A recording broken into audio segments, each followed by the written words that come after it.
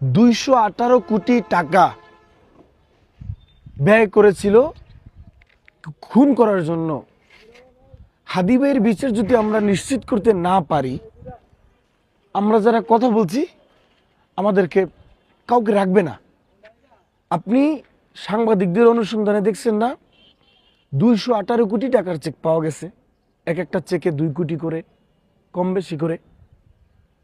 শুধু হাদি ভাইকে মারাই তো তাদের টার্গেট ছিল না, এই খুনি চক্রের, এই কিলার চক্রের। যারাই বাংলাদেশপন্থী, যারা বাংলাদেশের এই রাজনীতিকে নতুন একটা সিস্টেম দিতে চায়, নতুন রাজনীতি নিয়ে আসতে চায়, সবাইকে মারার, সবাইকে খুন করার তাদের এই খুনি চক্রের প্ল্যান। আপনি বিশ্বাস করেন কি না? নূর ভাই গতকালকে একটা কথা বলছে যে আমার উপর হামলার যদি বিচার পুঙ্খানুভাবে হইতো তাহলে হাদি খুন হইতো না।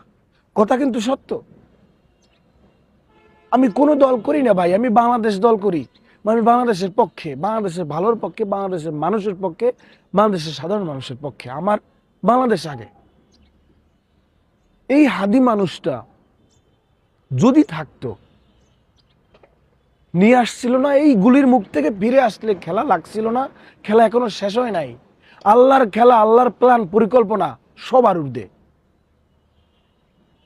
হাদি সংসদে ঢুকে গেলে, এখনো হাদির পরিবার থেকে ঢুকবে ইনশাল্লাহ। হাদি সংসদে ঢুকে গেলে দেখাই দিত না যে মন্ত্রী হতে হলে আপনার এমপির ছেলে হওয়ার দরকার নাই, প্রধানমন্ত্রীর ছেলে হওয়ার দরকার নাই, বংশ পরিচয়ের দরকার নাই, যে কোনো জায়গা থেকে উঠে এসে সংসদে যাওয়া যায়।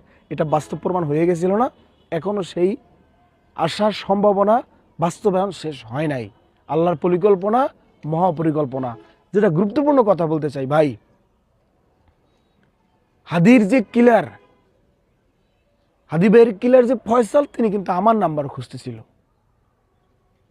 আমরা কথা বলতে পারি, আমরা কথা বলে বলে এই জায়গাটায় আসছি। আমরা আমাদের কথা আপনারা শোনেন, আমাদের ডাকে আপনারা আসেন, জড়ো হন, বুঝেন, আলোচনা করেন, সমালোচনা করেন।